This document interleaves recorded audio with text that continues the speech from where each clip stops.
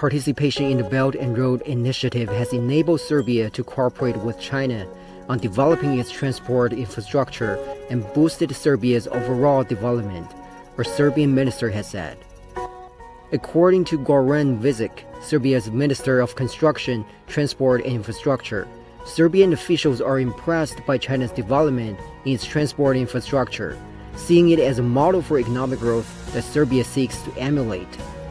The minister said the Budapest-Belgrade Railway, a flagship BRI project, is one example. U tom projektu su i Kina, i Mađarska, i Srbija. I onda će recimo omogućiti da se naša dva glavna grada između Beograda i Budimpešte povežu brzim vozom gdje će se putovati manje od 3 sata. I to, ako hoćete da vidite kako izgledaju konkretni rezultati te inicijative, recimo ovo je jedan u Evropi sjajan rezultat.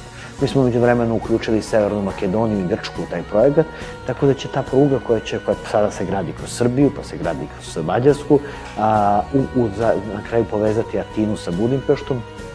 Vizic also highlighted the significance of a free trade agreement between the two countries that was signed last year.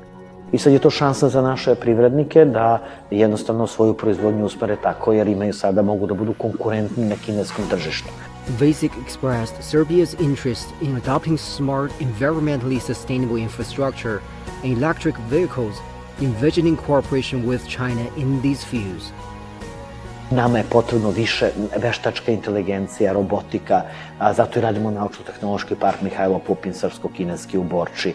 Mi želimo više takvih kineskih kompanija i želimo sa vama da uspostavimo saradnju upravo u tome da vi postajete lideri u svetu.